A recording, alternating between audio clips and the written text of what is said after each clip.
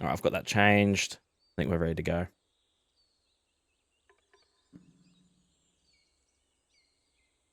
Let me know if it's too quiet or anything. Turn it back up. Fuck it. Oh.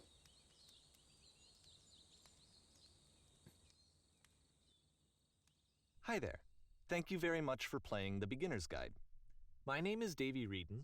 I wrote The Stanley Parable, and while that game tells a pretty absurd story, today I'm going to tell you about a series of events that happened between 2008 and 2011. We're going to look at the games made by a friend of mine named Coda. Now, these games mean a lot to me. I met Coda in early 2009 at a time when I was really struggling with some personal stuff, and his work pointed me in a very powerful direction. I found it to be a good reference point for the kinds of creative works that I wanted to make. So just to start you off, this is, I think, the first game he ever made. It's a level for Counter-Strike. You can walk around here, by the way. And mostly it's just Coda learning the basics of building a 3D environment. But what I like is that even though he starts from the simple aesthetic of a desert town, he then scatters these colorful abstract blobs and impossible floating crates around the level. And of course, it destroys the illusion that this actually is a desert town, and instead this level becomes a kind of calling card from its creator. It's like a reminder that this video game was constructed by a real person. And it kind of makes you wonder, what was going through his head as he was building this? This is what I like about all of Coda's games. I mean, not that they're all fascinating as games, but that they are all going to give us access to their creator. I want us to see past the games themselves. I want to get to know who this human being really is. And that's exactly what we're going to do here. So, it's 2008, Coda starts making these games, and he never releases any of them. He doesn't put them onto the internet, he just makes them and then immediately Hey, Corbin, abandons new them, weapon. and they sit on his computer forever. How are you, man? And I think he really understood this image of himself as a recluse. At one point, he jokingly renamed his computer's recycling bin to Important Games Folder. So, you know, this was just how he worked. He tended to crank them out one. All right, there we go. I've just cranked the game. What's going on here? We're fucking doubling up. Oh, well, fuck it. After the other without even really pausing to try to understand what he had just made, until suddenly one day, he just stopped. In 2011, that was it. He made his last game and then he hasn't made another one since. And that's why I've taken this opportunity to gather all of his work together, is because I find his games powerful and interesting, and I'd like this collection to reach him, to maybe encourage him to start creating again. And if the people like you who play this also happen to find his work interesting, then I'm sure it'll just send that much stronger of a message of encouragement to Coda. So thanks for joining me on this. If you have a particular interpretation that I haven't mentioned here, or if you just need to get in touch, you can email me at daveywreden@gmail.com. Okay, that's about it for introduction. Let's take a look at Coda's first proper game. As each game is loading, I'll show you the date that it was completed. This first one was made in November 2008.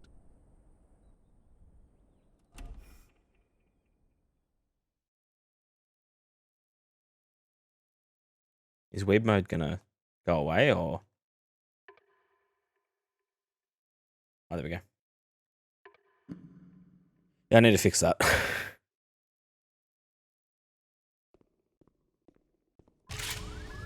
Oh.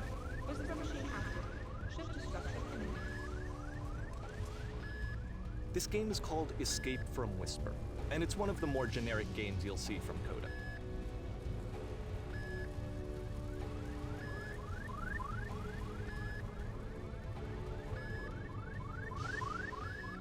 You can click to fire the gun. Security call breached. Hostile alien life forms inbound. It kinda looks like this game was abandoned mid-development. For instance, you have this gun, which you'd think would indicate that there are supposed to be monsters or enemies somewhere, but then clearly there are no enemies anywhere. You can't even reload the gun when you run out of bullets. But ultimately, we don't really know. Maybe Coda thought that actually it was complete the way that it is. And I think that we should talk about his games for what they are, rather than for what they're not. Enemy force neutralized. Begin ship evacuation. I love how you can see the bottom of the universe from this room.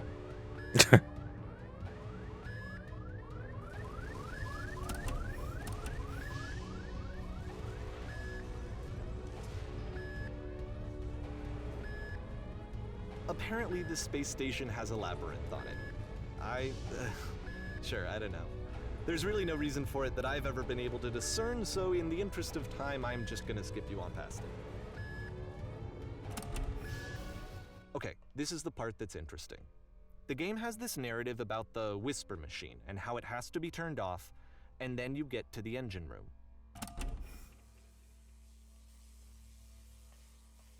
Hey, you there, in the engine room. You could save us all. That beam is powering the Whisper Machine. We could disrupt it by introducing a great enough heat signature. If your body could stop the beam. It's so much to ask, but for all of our lives, would you do it? Could you give yourself?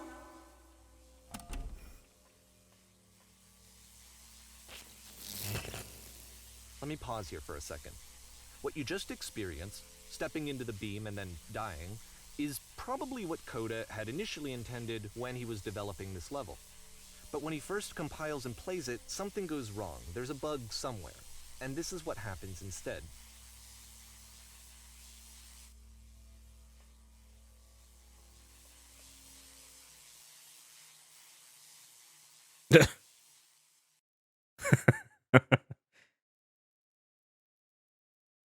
Fuck yeah. The beam causes you to start floating. And this is an important moment for him.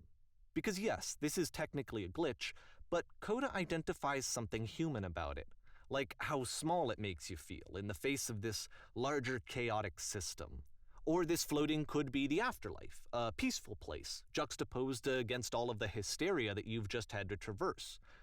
I don't even know. I have no idea what he was thinking, but what's clear is that after making this, something lodges itself in his brain. He wants to do more of these really weird and experimental designs. So he stops work on this and moves on to a stream of tiny little games that go in all sorts of directions. Let's go ahead and take a look at the first game he made after leaving this one behind. I wonder if you can do the maze there in time.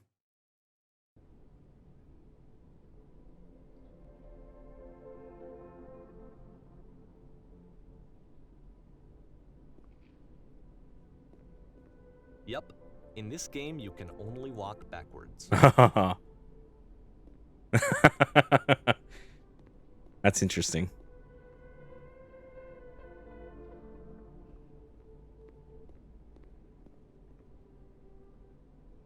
So it's a short and relatively minimalist experiment combining motion and narrative. It is less advanced than the previous game, but actually it seems to be more focused, more complete.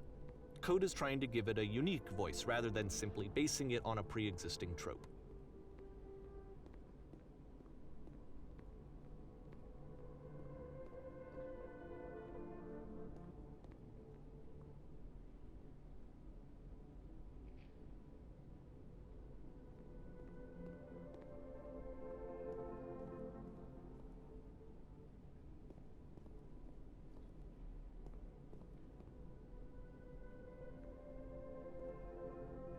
It's a short little thought, it says what it wants to say, and then it ends. Didn't need anything more than that. Which to me is why it works, because it gets out quick. Okay, next one. That's a pretty interesting concept, actually, that walking backwards.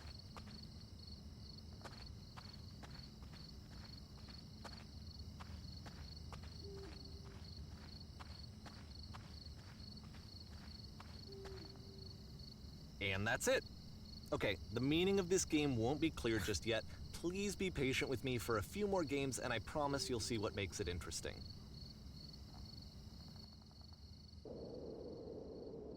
Oftentimes, Coda would put bizarre titles like this one at the start of his games. I wish I'd known him at the time that he was making these early games. He would really only talk to me about his work as he was making it. Once he stopped work on a game, like, that was it. It was dead to him. And I don't agree with that at all, but what are you gonna do? Fuck yeah. Backwards only shooter. Once you've been slowed to an absolute crawl, the door at the top of the stairs opens. So why, if Coda's not showing these games to anyone, why bother opening the door at all?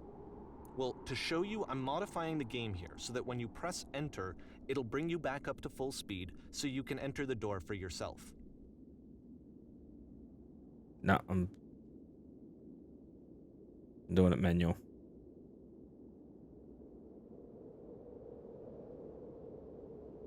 Open world game, the open world game. Sounds like a piss take.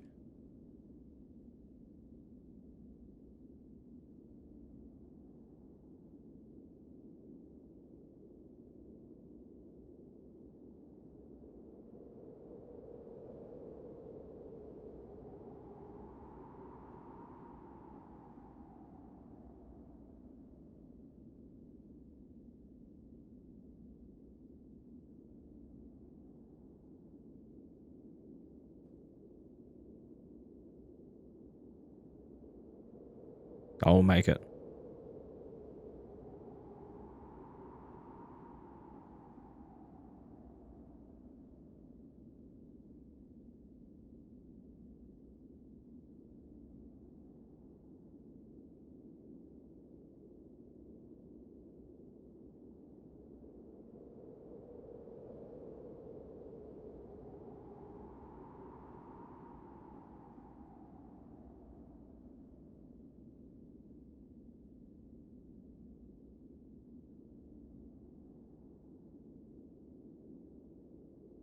Am I slowing down even more?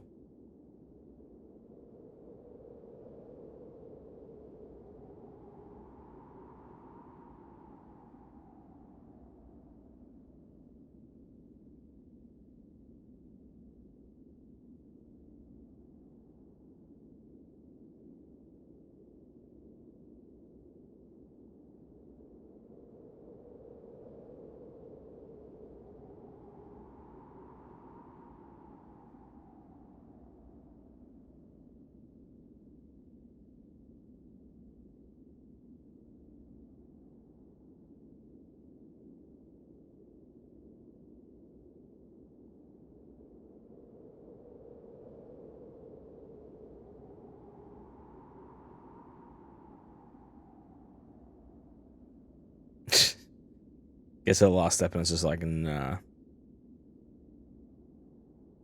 Well, being the creator of the Stanley Parable, I have a feeling it's going to be...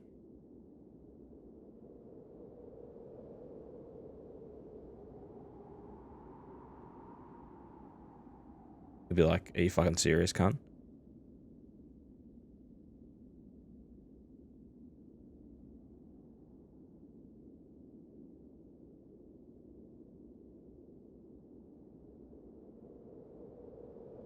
Hell yeah. We made it.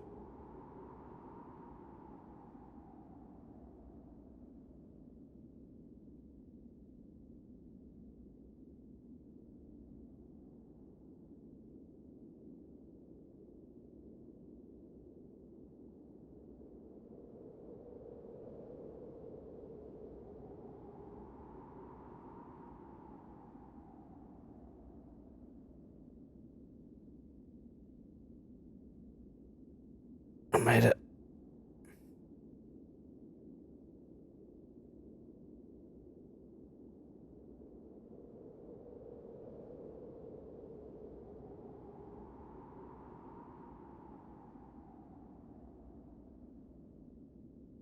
Fuck it.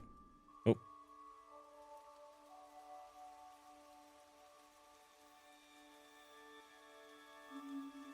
The fuck? A room that's warm and nice and filled with little ideas for games.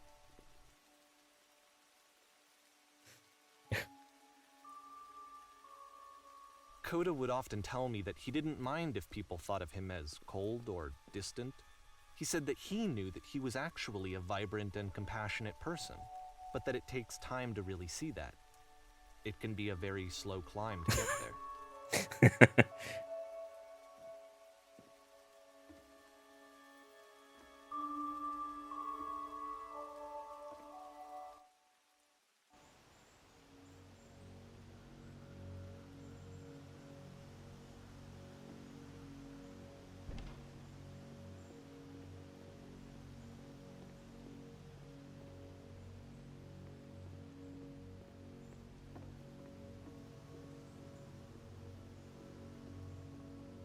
Well, this is new for Coda. It's an actual puzzle.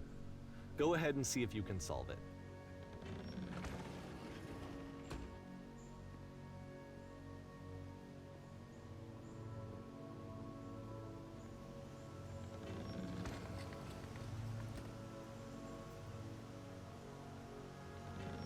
Don't forget that solution, because we're going to see this puzzle again soon. We're gonna see it a lot.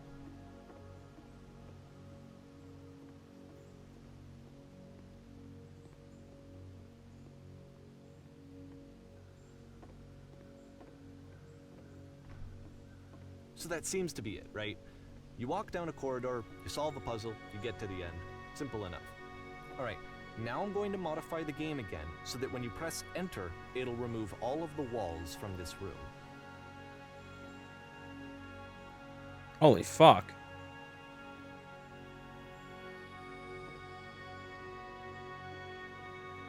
How about that? There was more to it than we had any way of knowing.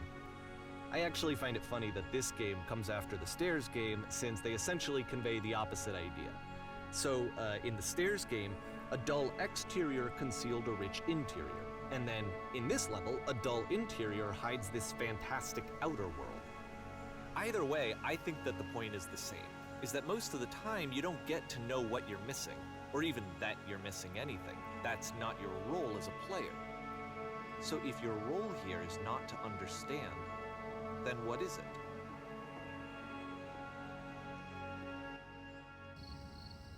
Oh, we're back to this game.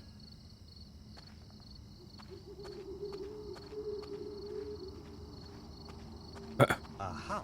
So, this, combined with the entering game from earlier, tells us that Coda believes his games are connected somehow. It could even be that the Stairs game and the puzzle game are literally connected in between this and the entering game. There's a bigger picture that all of his games are meant to play a role in, some larger meaning that we won't be able to grasp until we've seen all of them. And once we have, we can step back and start to understand what exactly that bigger picture is.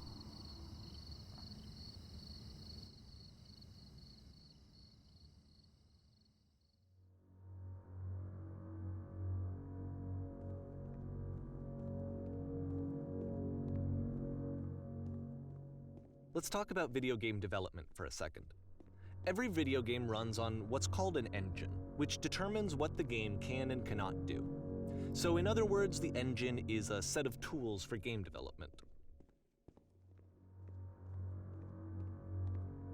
To make all of these games, Coda is using an engine called Source. Like all engines, Source has certain things that it does well, and it has certain things that it does poorly. One of the things that it does very well is boxy linear corridors. That's why so many of Coda's games are set in these large, flat, empty rooms, is just because he's working with what the engine does well. The tools available to the creator shape what kinds of creative work they're going to end up making. You might consider paying attention to the architecture in Coda's games to notice how they seem to stem from an engine that's very good at producing linear, boxy corridors.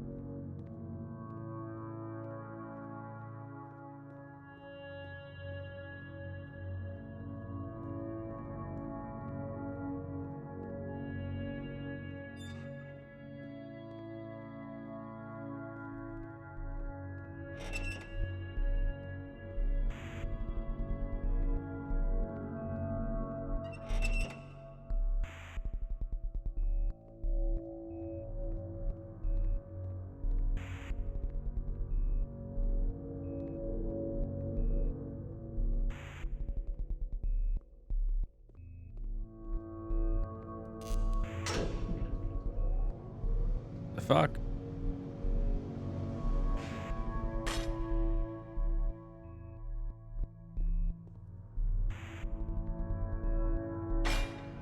This prison, funny enough, in Coda's original design, the doors stayed shut for a full hour before letting you go. If you don't mind, I think we're gonna skip that. This is something that he and I used to argue about a lot. You know, whether a game ought to actually be playable, whether it means anything if no one can get through it. And I would always defend that, you know, all this work goes into the game, why not make it playable and accessible? And so we just got into heated arguments over it, and there was one time that after one of these conversations, he went home, and a day or two later, he sent me a zip file entitled Playable Games that was full of hundreds of individual games, each of which was just an empty box that you walked around in and nothing else. Believe me, I played every single one of those just to find out if there was like a gag hidden somewhere.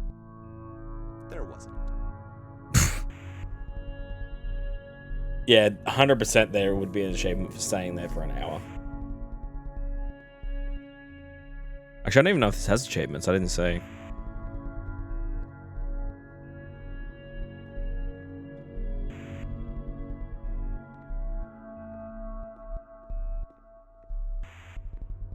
Doesn't have any eye.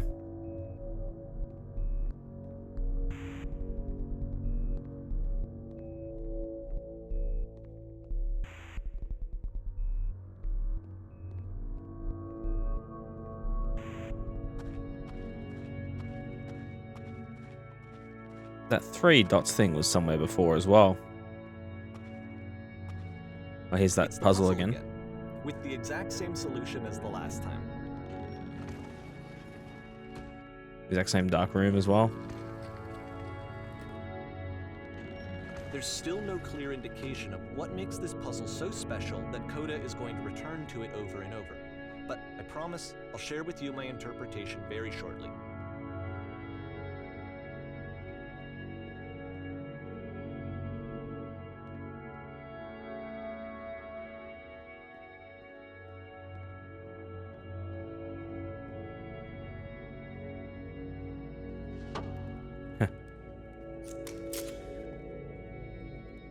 Here, Coda begins using a kind of dialogue system that he fashioned out of the engine's chat capabilities. Use the 1, 2, 3 buttons on your keyboard to respond.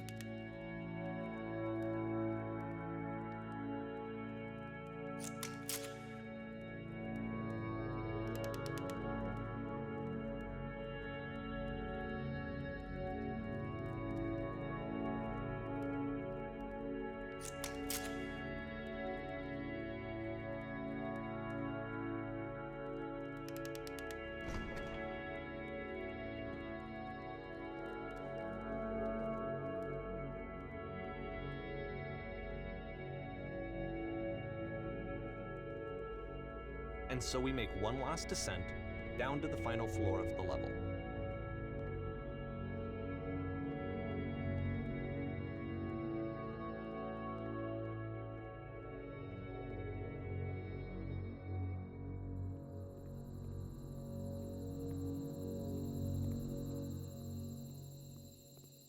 It's a lamppost. Okay, I can't tell you quite why, but for some reason Coda fixates on this lamppost.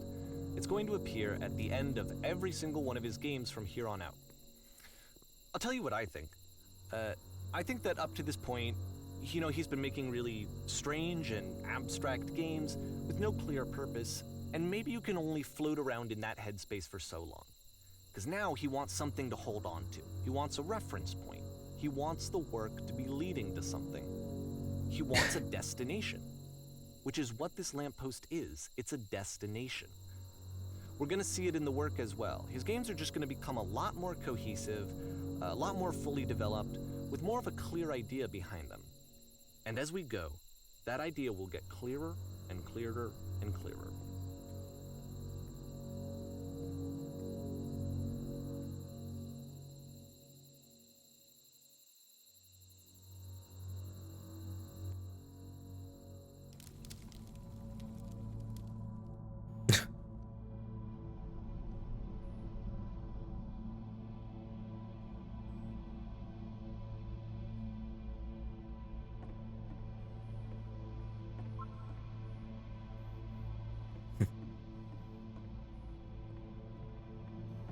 So first off, I'm sure you can deduce this, but this game is not connected to the internet. All of the notes that you're gonna see have been written by Coda. This was actually the first game of his that I ever played. This Holy was shit. shortly after I met him at a weekend game jam in Sacramento, where I grew up. I saw him working on this very level, and it was just so different from anything that anyone else was doing. So right away I was like, I have to be friends with this person. In retrospect, I think I was probably a bit too pushy, trying to get his attention. I was over-enthusiastic. But he was very gracious about it and very patient with me. And I cooled off eventually. Oh, feel free to skip over any of these notes if they're not doing anything for you. Nothing extra is going to happen if you read all of them. Either way, to me they convey a sense of loneliness. I see this person who's filled with thoughts and feelings and beliefs and has no way to express them except as scattered and unheard voices in a game that wasn't meant to be played.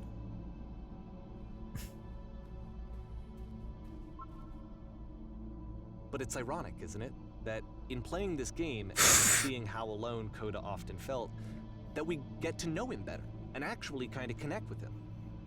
And I have to be honest with you, this idea is really seductive to me, that I could just play someone's game and see the voices in their head and get to know them better and have to do less of the messy in-person socializing.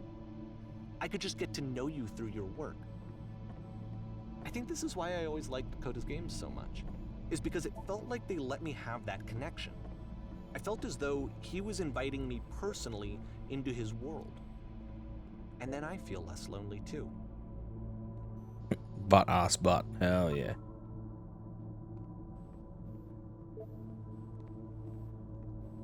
The sound of silence if it was a level in a game. True.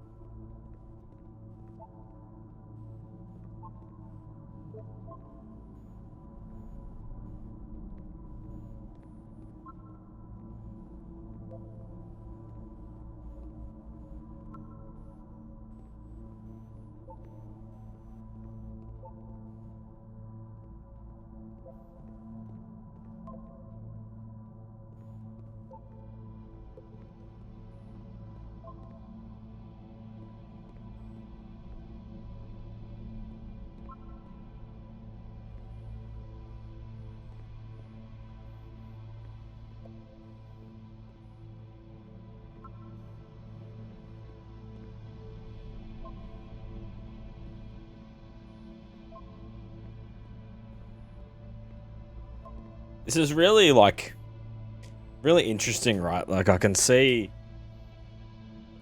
like so far in these games I can see a lot of like I guess similar things to like when I'd be making a game, right? And I just get to a point where I'm just like, ah, fuck this. Like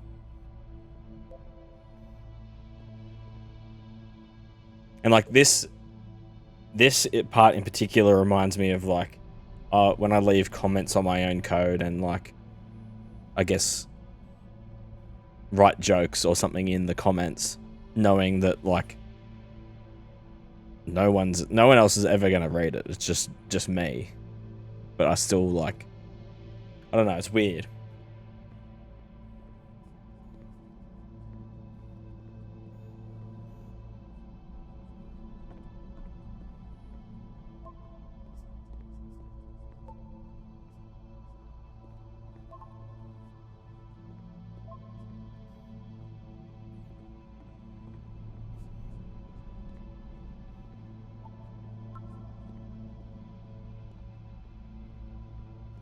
Like the amount of just like levels I'd have for games on my computer that just like no like minimal functionality, and it's just like, it's weird.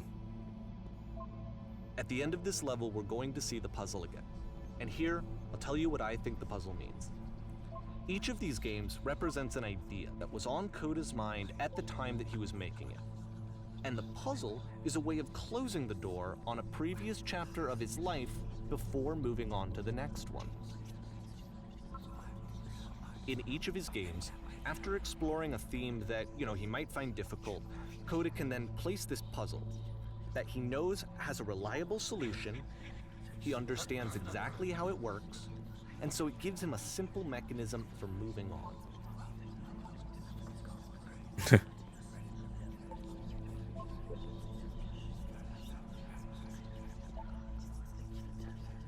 And because there's this dark area between the doors, a space between spaces, before you move on, you get to pause. Just for a moment, a few seconds to reflect on and let go of the events that led you here.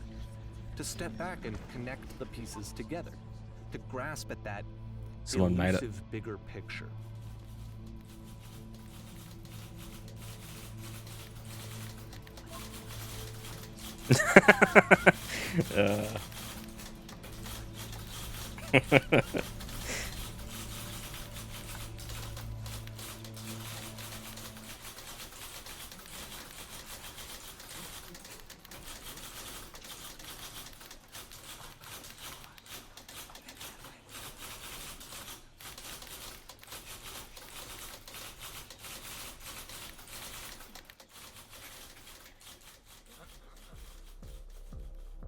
Okay, this one is tough.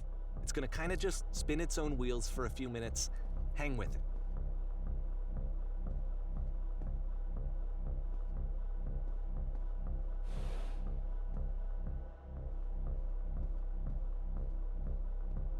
Oh, change headsets.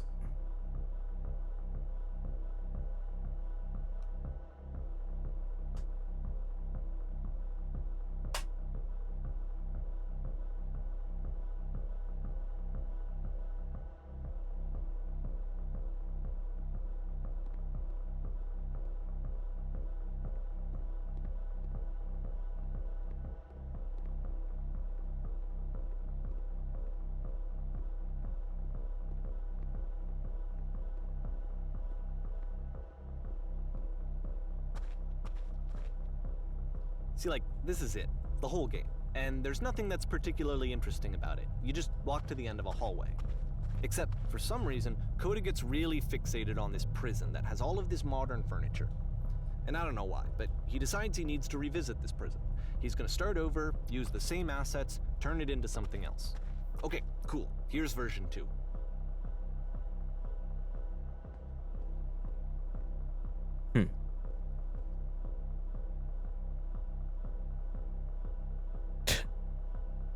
Put a giant hole in the ground. Bruh.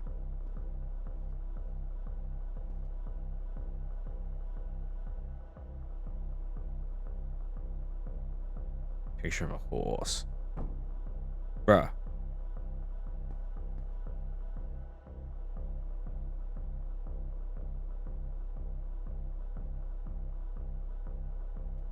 Take off the roof.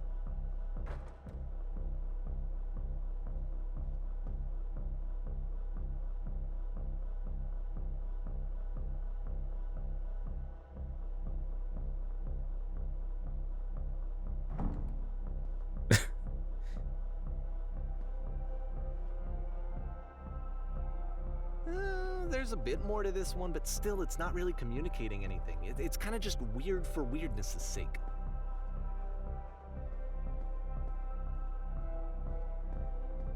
So okay, he throws it out and starts over. This time he comes at the prison idea from a different direction.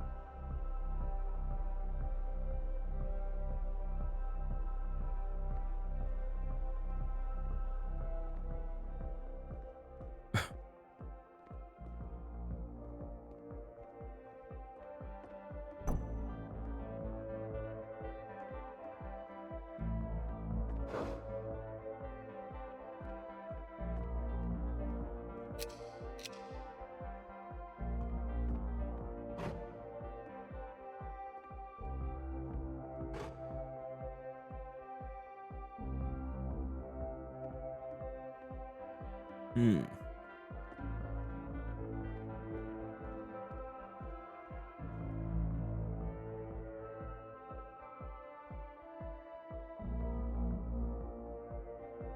And of course, now the table is gone and you can't begin the chain of events to escape. Here's a version where there are no bars, but you can't actually get to the well. And then a version where the inside of the prison is the outside and the outside is the inside. Let me just blink you real quick through a few more of these. I mean, he really unloaded on this prison idea. There's nearly a dozen of them. Personally, I think it's awful to watch this, to see a person basically unraveling through their work. And for what? Like, at what point do you just go, maybe there are game ideas other than this prison that I could be working on? But Coda doesn't have that voice telling you to stop, that particular mechanism of defense against yourself. Without it, you just spiral. And so he keeps going and going and going and going and going, and then he hits on something. And he likes it. And that's it. He's done. He stops making prisons. This is the very last version of the prison game that he created. And the reason I think it works is that the prison is not actually in it.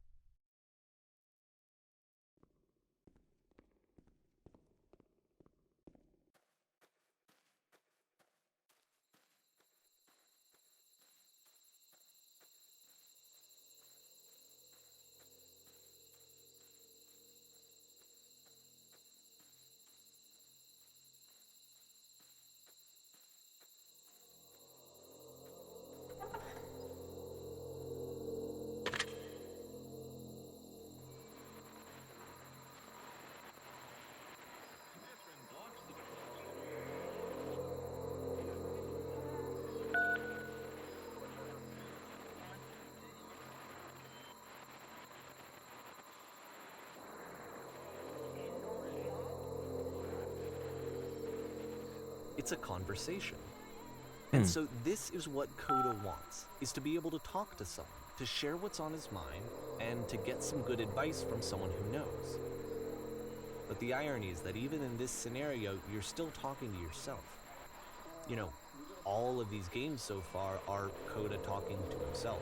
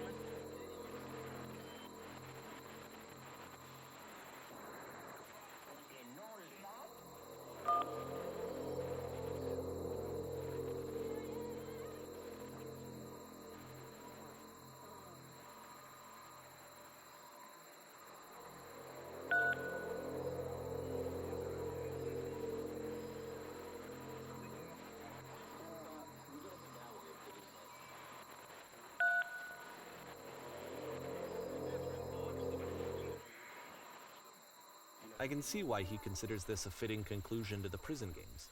After all of the obsession and frustration, just to be told by someone you can trust that things are going to be okay. Wouldn't that be nice?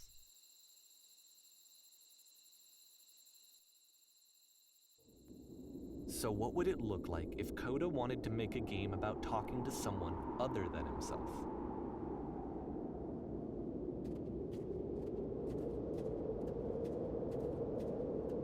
To me, this environment is meant to represent Coda's puzzle, with the 2 doors on either side and a dark transitional space between.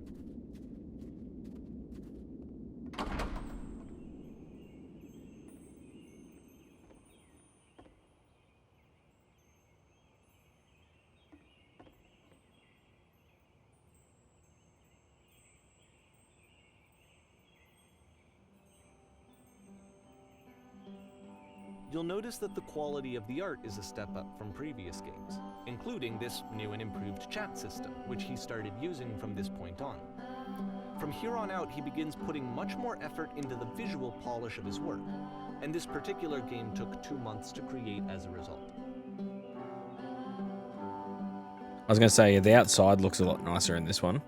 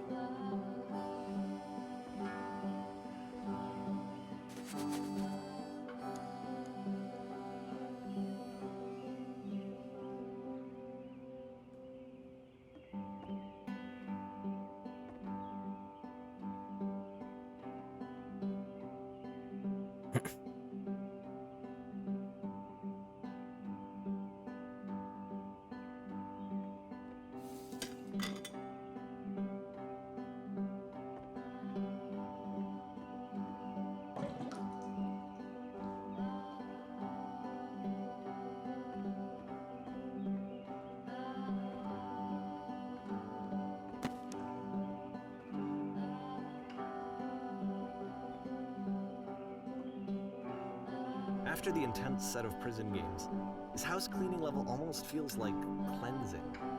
It's the moment after a particularly difficult or traumatic experience where you just need to let it sit and digest inside of you, and eventually cohere into something meaningful.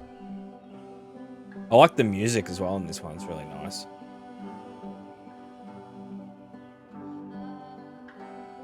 I know that Coda really liked this game. Of all of his work, actually, this was the only one that he called me up to ask me to come over and look at it. This was during a period of a few months where he was like grossly happy all the time, just walked around with a constant smile on his face. This one does feel happier than the other ones.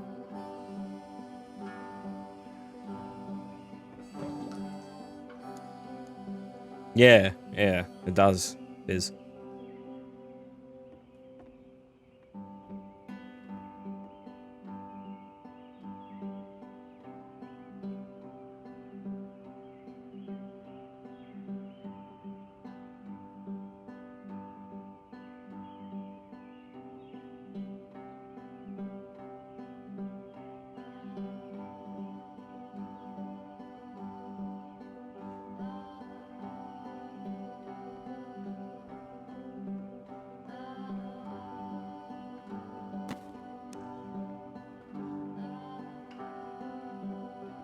I'm glad he made this.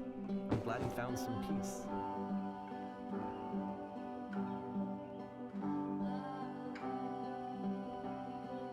But, of course, it can't last. The music stops, your companion is gone, it's time to leave. The door at the top of the hill is now open as well. Again, you can't stay in the dark space for too long. You just can't. You have to keep moving. It's how you stay alive.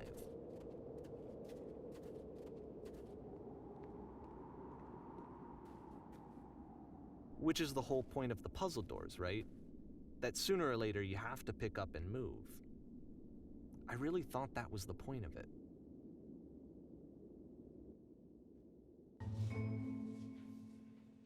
This one gets a bit goofy.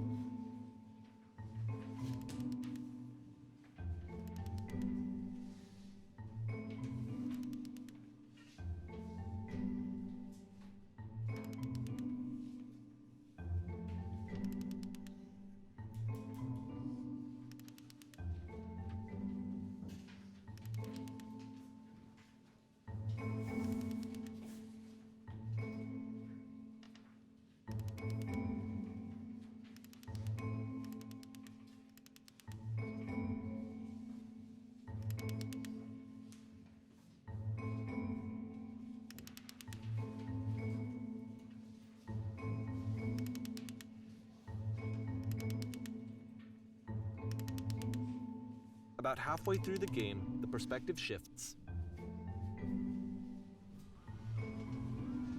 What the fuck?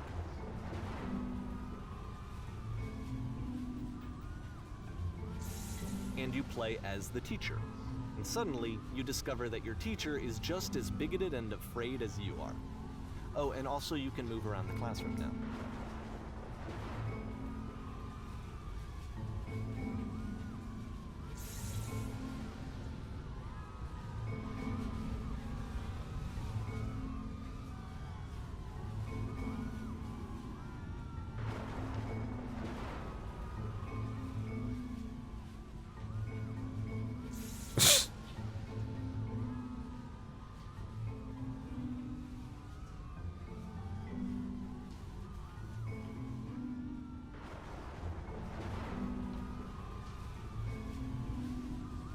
I felt pretty hard for this one. I feel like it's one of the most relatable experiences that you can have. To assume that some other person is perfect and totally fulfilled in every way, and completely miss all of the little flaws that make them painfully human. I think about this game a lot these days.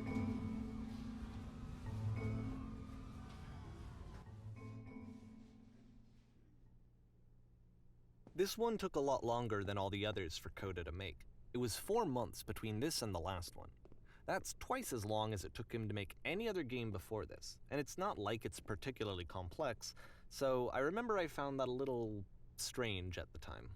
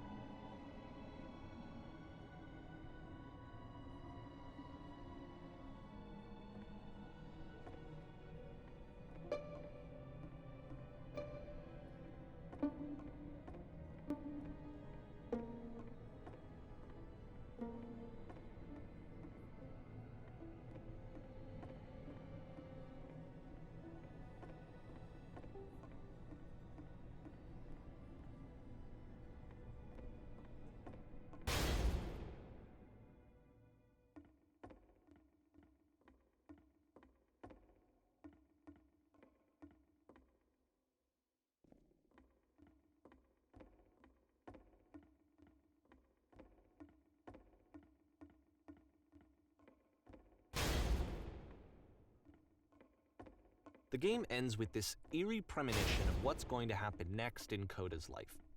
The solution to social anxiety, to fears of having to perform and having to chase success, the answer for Koda is to withdraw, to hide himself away.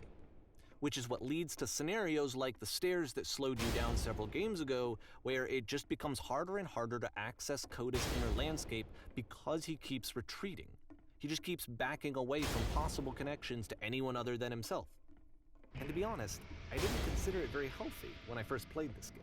You know, it looked to me like he was trying to justify the idea of just disconnecting yourself from the world. And that wasn't what I wanted for him or for his games. Because I feel like a lot of his games are inviting me to connect with this person, to bring him closer. But what can you do? After this, Koda went off and took another 5 months to make a new game.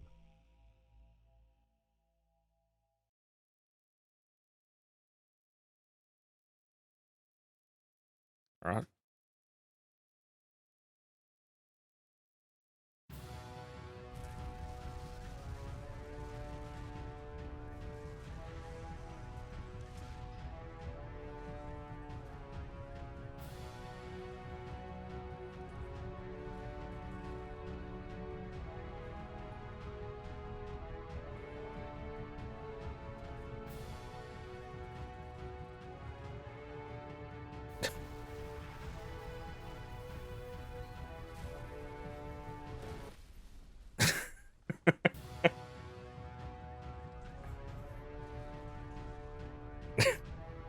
You should probably open your eyes if you haven't already. It's pretty much impossible to solve otherwise. And there is a solution, by the way.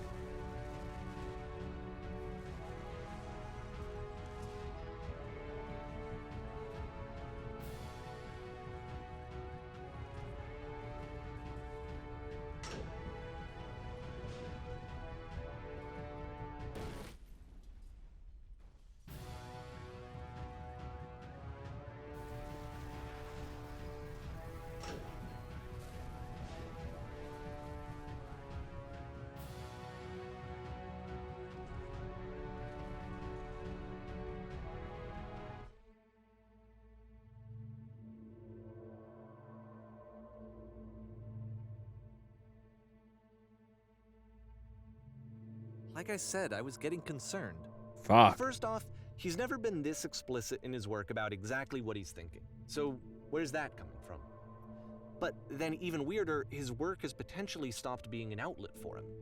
Not like he's having trouble iterating on ideas, but he literally just can't think of new ideas anymore. And in person, he was being a lot more distant than usual. Like, you know how sometimes a person will just deflect anything that you say in order to keep themselves disconnected all the time? It was that kind of thing. Here was the point in my relationship with Koda where I really started to wonder if he needed my help in some way. Fuck, that hits hard. His games are going to get more desperate from here on out. After this game, it's almost 6 months before he finishes something new.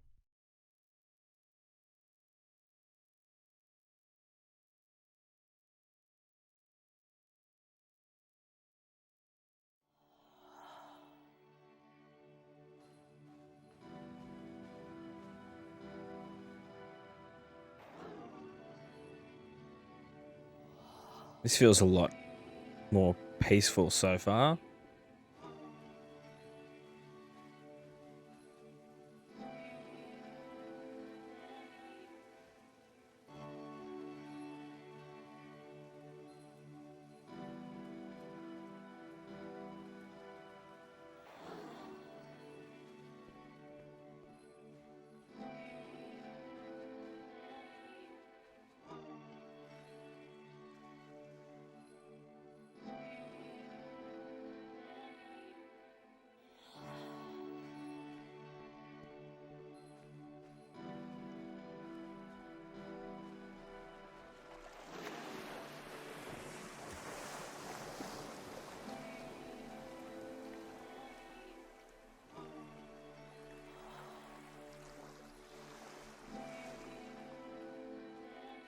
If the last game featured Koda talking explicitly about his creative frustrations, this one turns it up to 11.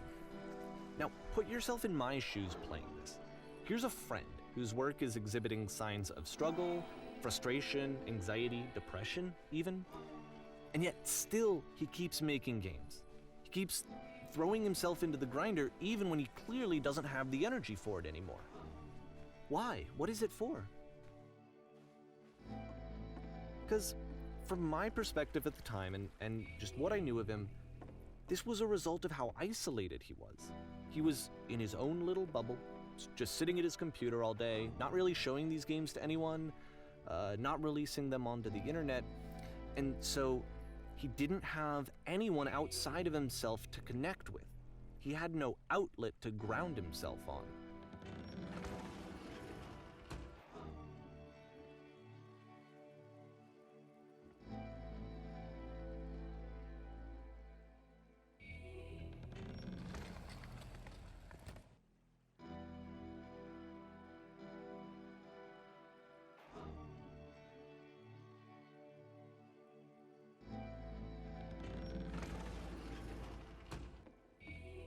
You can't talk yourself out of loneliness. It doesn't work that way. You can't be the one writing both the questions and the answers. Then there's no movement. Then there's no circulation. If all of your anxieties are being channeled into your work, then if the work ever fails, you have no backup and you're just going to crash.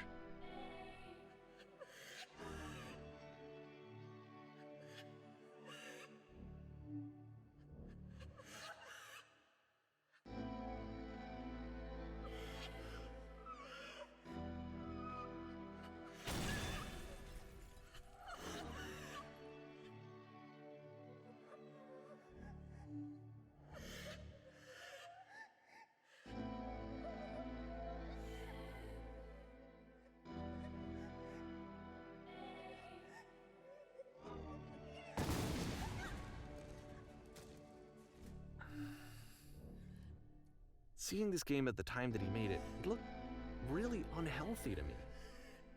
I was watching him do this to himself, and I hated it. I hated seeing him so trapped. It's like, video games are not worth this amount of suffering. This is someone I really cared about, and I used to get so much joy out of seeing him create. For him to suddenly become angry and frustrated like this, it was the worst thing for me.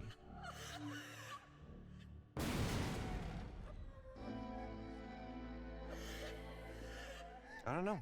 This is what I felt at the time. I don't know how else to explain it. I wanted it to stop more than anything. It never felt so rotten. I needed more than I had ever needed anything for this to stop.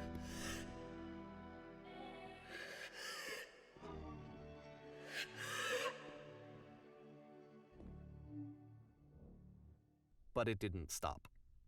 After finishing this one, Coda takes another 7 months and comes up with a new game.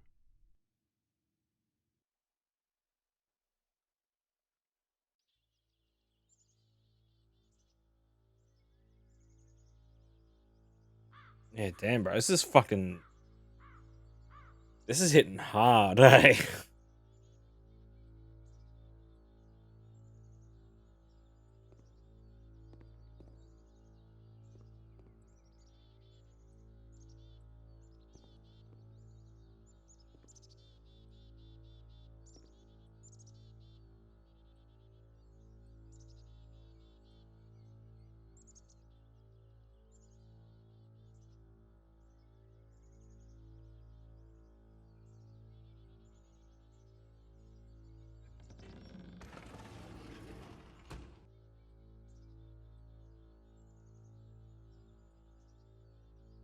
I've not paid attention to the on-screen dialogue, so I don't quite know what's going on, but old mate seems sad. It's sort of like, I guess, with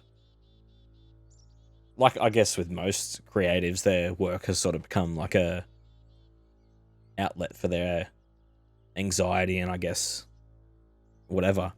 But it seems like I'm sure everyone's experience here, like eventually that outlet stops becoming, like, stops working or stops being healthy at some point.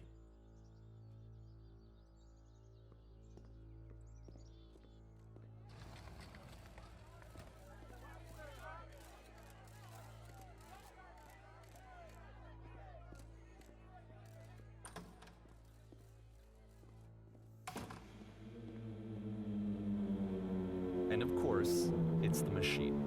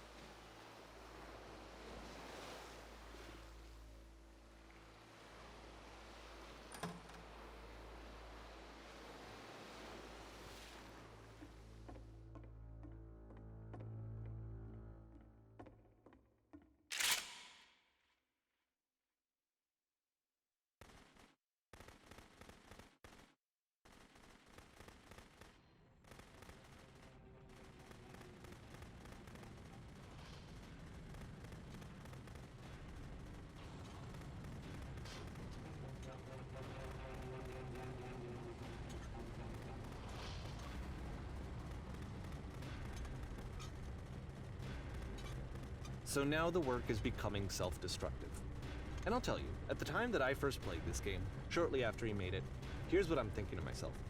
I'm thinking that Code is stuck in his own head, and that it's having a very negative effect on him, and that all he needs to do is just start showing his work to people, to get some actual feedback on his games.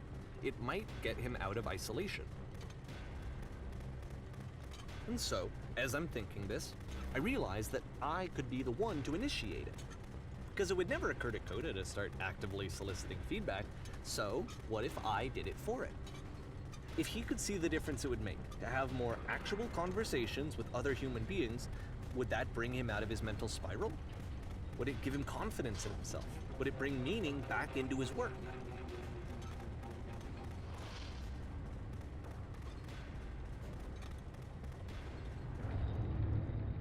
So I started showing Coda's work to people.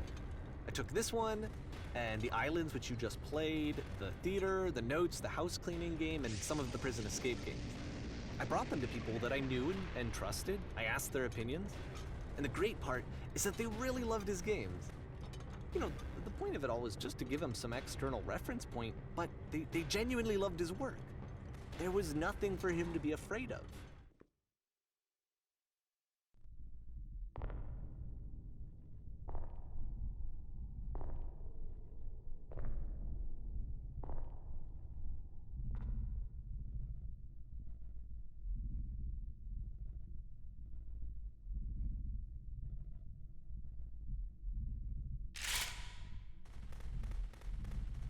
Can you see why I felt like this was the right thing to do? Because it's the thing that I always feel like I need, to be told that my work is good, that I am good. When someone really connects with a thing that I've made, when they see themselves purely in my work, there's nothing that feels better. And I got to give that very same feeling to my friend. I did something, I really felt like I'd done something good, like I was a good person. I felt like there was a friend who was in trouble and was unhappy and maybe didn't like themselves, and I could fix it. If I could give him this gift, maybe I could fix the problem. When they told me how much they enjoyed his games, it was the best feeling. It was the absolute best feeling. It made me feel so happy. So beautifully, beautifully happy.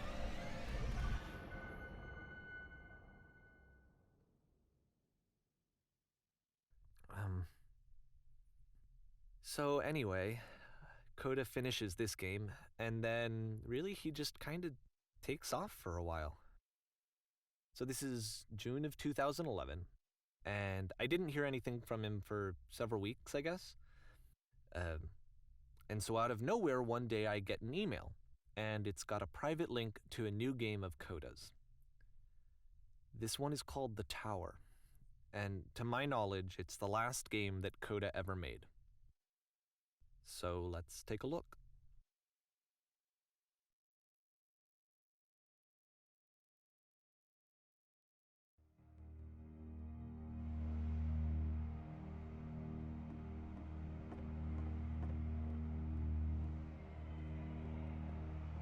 And this is where I have trouble saying anything meaningful about Coda's work.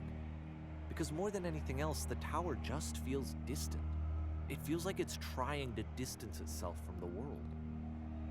It's a very cold game.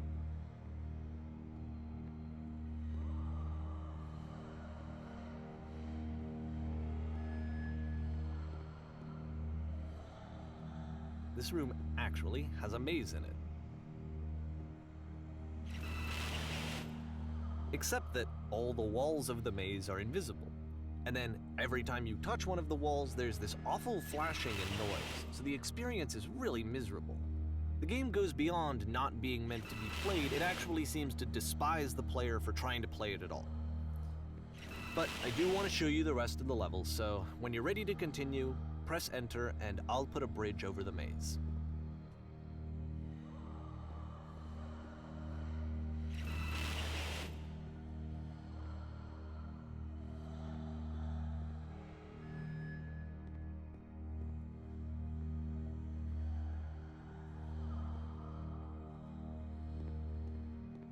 And to be fair, it's not like this is the first game that's needed some modification to be playable.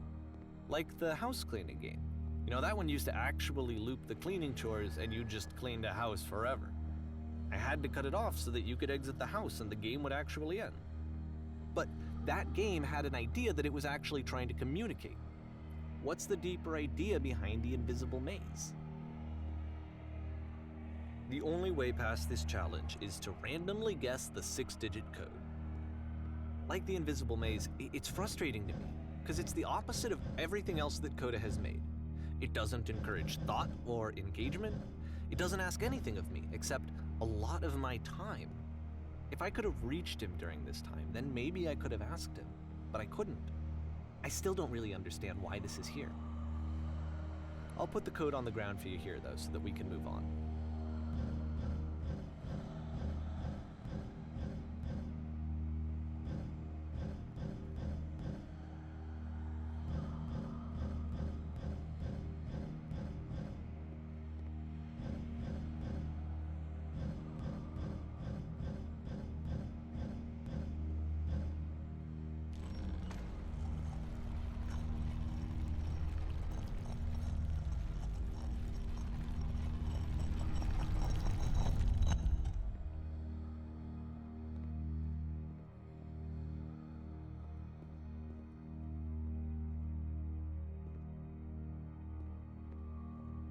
The switch to open this door is actually on the other side of the door, meaning that it's literally impossible to solve from this side.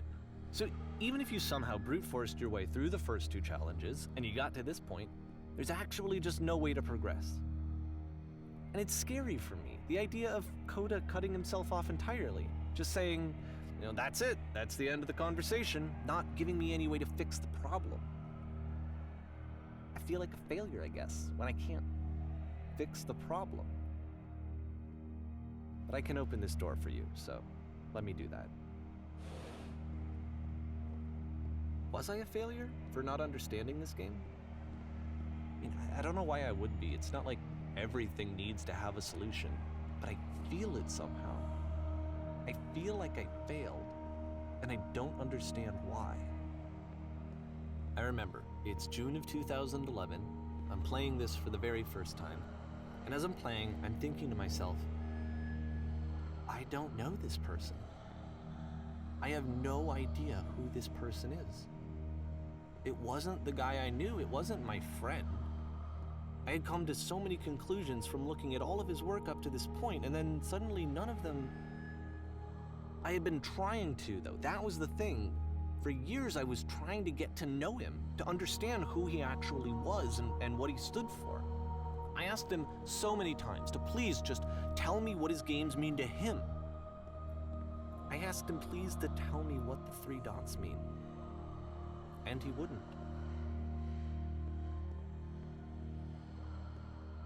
Guess that's those 3 dots that I was seeing before.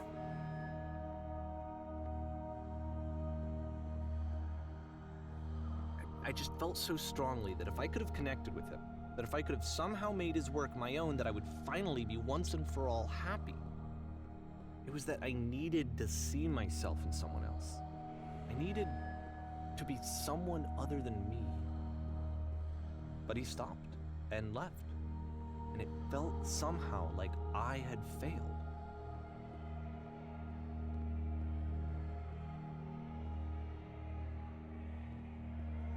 Where did I screw up?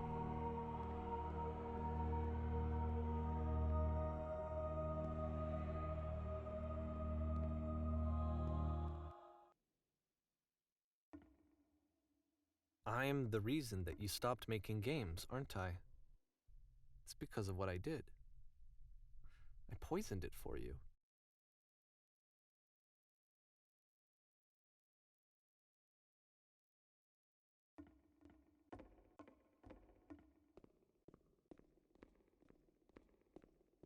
I don't think I ever told you this, but when I took your work and I was showing it to people, it actually felt... It felt as though I were responsible for something important and valuable.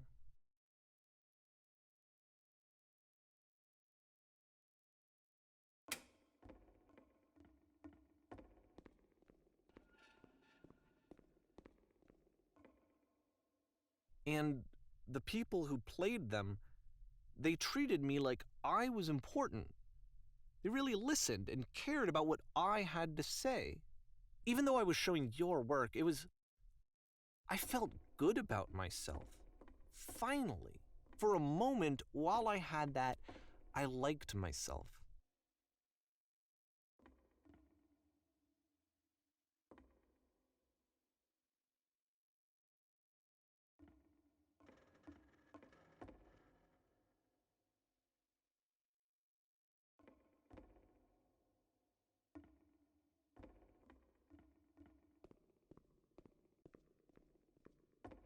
And then you stopped, and I didn't have anything left to show people. I just had to be with myself. And as soon as that happened, there was no feeling at all. Nothing. Less than nothing. What does that mean?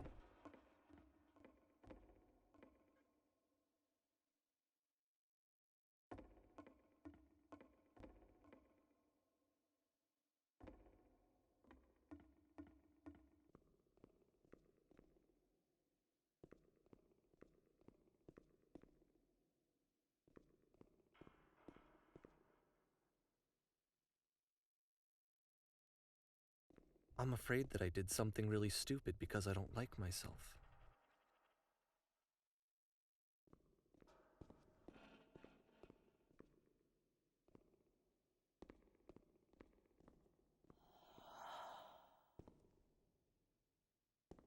That's why I'm releasing this collection of your work, is because I haven't been able to find any other way to reach you.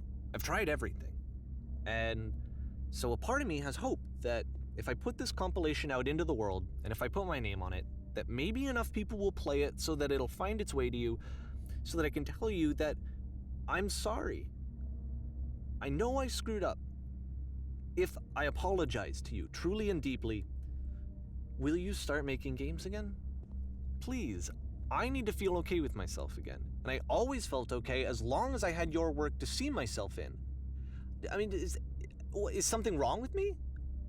Because I know that I did an awful thing, and I'm doing it again right now. Like, I'm showing people your work, but I can't stop myself from doing it. That's how badly I need to feel something again, like I'm an addict. There has to be something wrong with me. Can I apologize? What if I tell you I was wrong? Will that work? Will that fix it? I don't know. I don't think it will, but there's nothing else that I can do. Just tell me what you want. I'm sorry. I'm sorry. Please, start making games again. Please help me. Please give me some of whatever it is that makes you complete. I want whatever that wholeness is that you just summoned out of nothing and you put into your work. You were complete in some way that I never was. I want to know I want to know how to be a good person. I want to know how not to hate myself. Please. I'm fading, and all I want is to know that I'm going to be okay.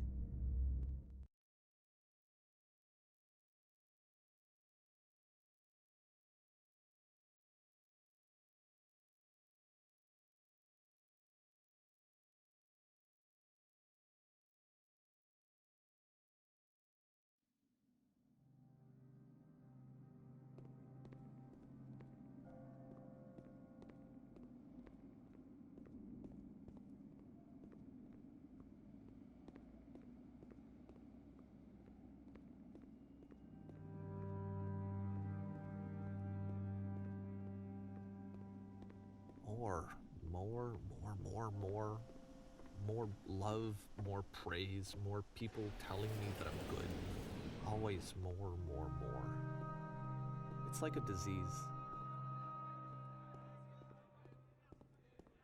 Solution.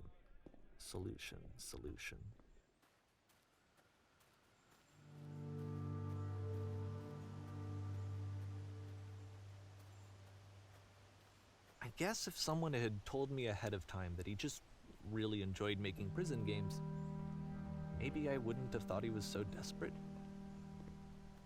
I wouldn't have told so many people that he was depressed. Maybe he just likes making prisons.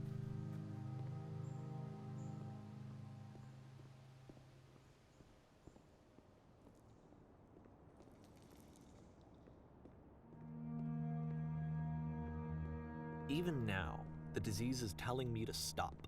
Don't show people what a shitty person you are. They'll hate you.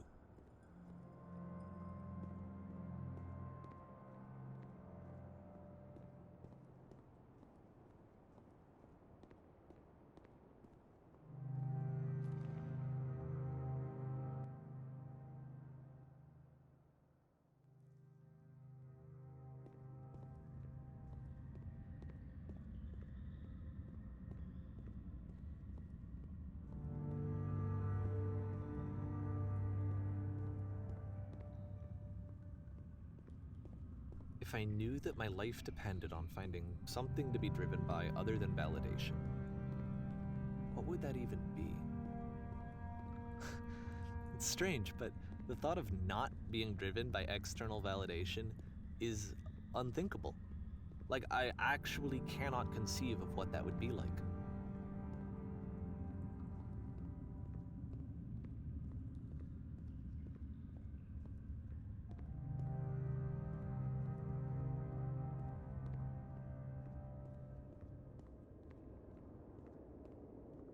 What now?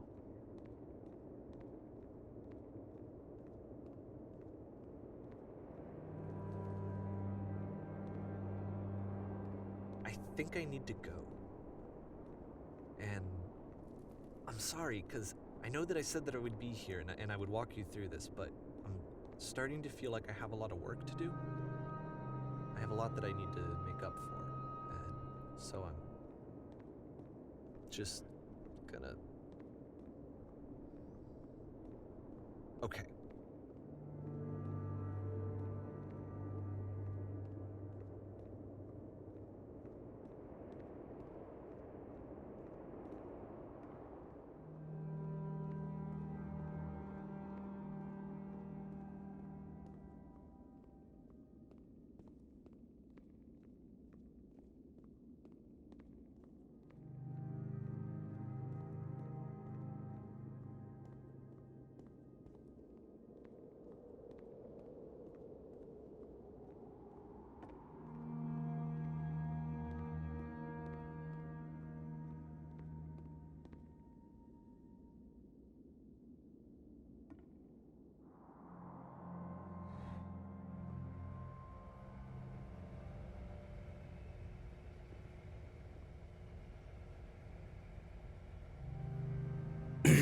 Fuck, man. This game.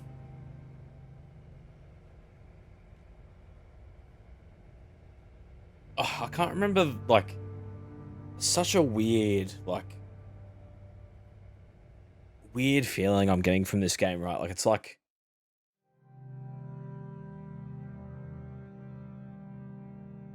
it's almost making me, like, anxious. Like, I don't, like, and it's just like, I don't know, like,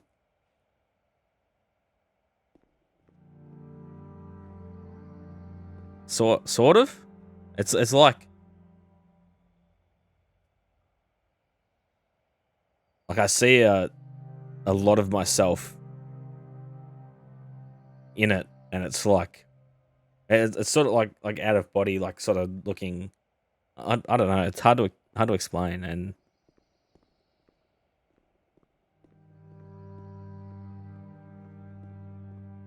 yeah, it's strange.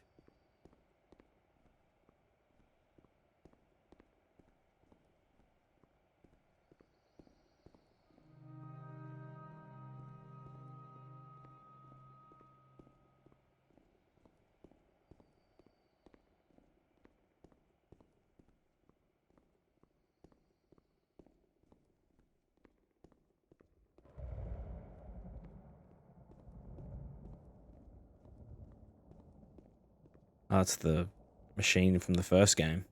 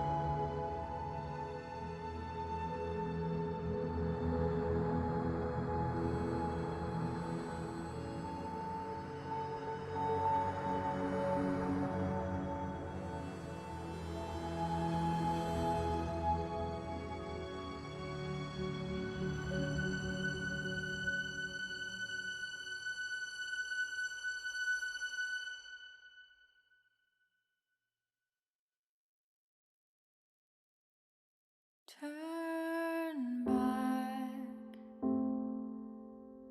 turn back from this cave. You said, let me prove that I'm brave, let me keep going. But the cave goes for miles and miles and miles, and you're so tired, but I know that you're strong, so turn back,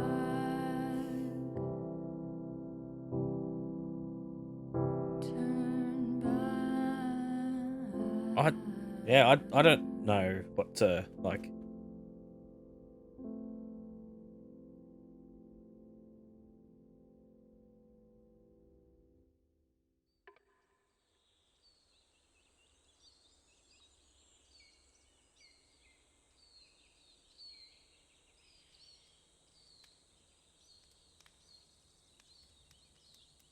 Yeah, definitely sit down and have a play through that one yourself, LP. That's like, I don't think I've ever, like, a game has ever like made me feel some of the things I felt during that. It was like, I don't know, like,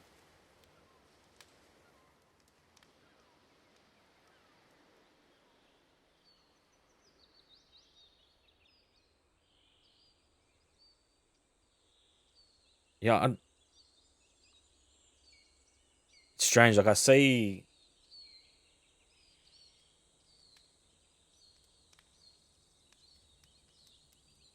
like both perspectives. Like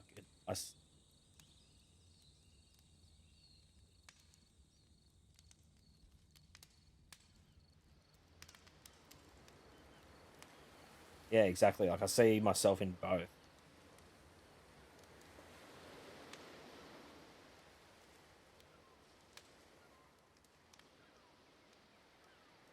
I don't even know how to explain. Like,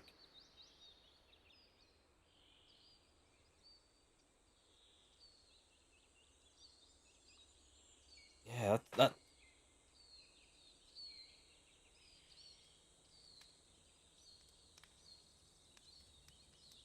yeah, that part was like, bruh, what? Can you stop? But like even like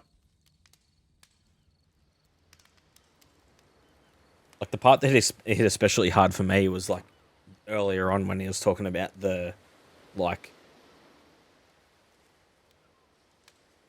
the like outlet not being an outlet anymore.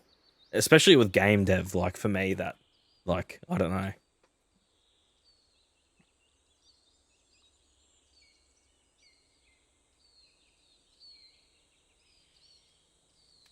All right, open world game. Let's check that out.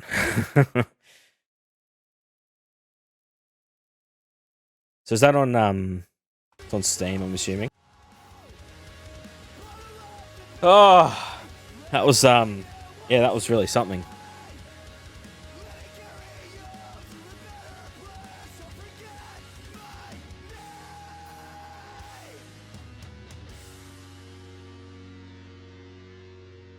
Open world game, the open world game. About to go from one extreme to the other. That's been all of today.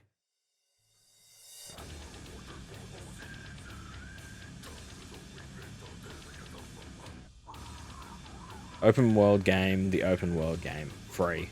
Right. Add to library.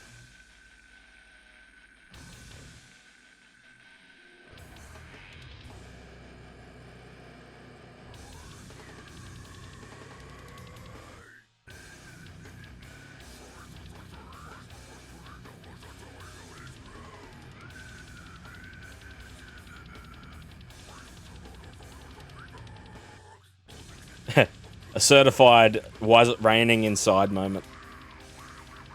Oh. Yeah, like it's strange, right? Because especially like it ends. I don't know, like without, like it doesn't really end. Like, it's sort of just it's like yeah, like that's it. Like there's no real like conclusion to those thoughts. I guess it's just like there you go. Yeah, like like I feel like exhausted after it.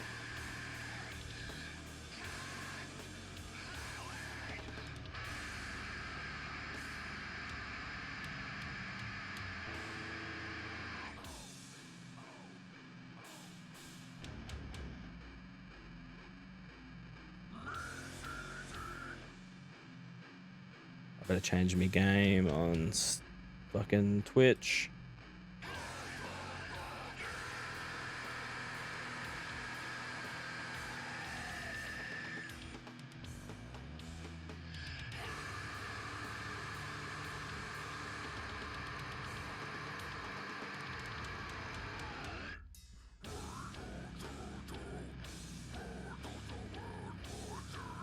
So I know the games we've been playing today are very short, but so far I've finished more games, or the same amount of games today than I have through the rest of the year so far.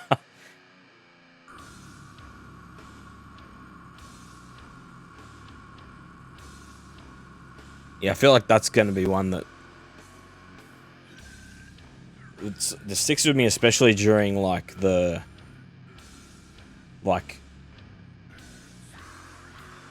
thing of like at like Especially, I know you're in the same boat, LP, with the like collecting hobbies and stuff. Like, I feel like there's something there with that as well.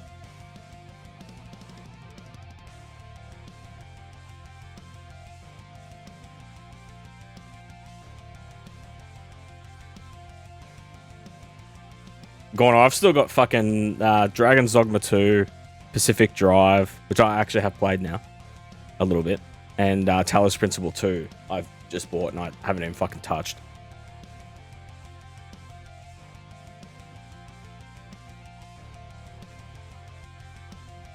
Yeah, playing them once, fucking watch out. Lucky if they ever enter my fucking PS5.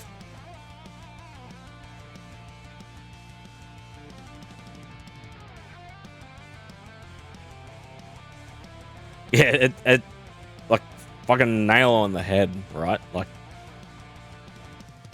yeah, it's, I don't know.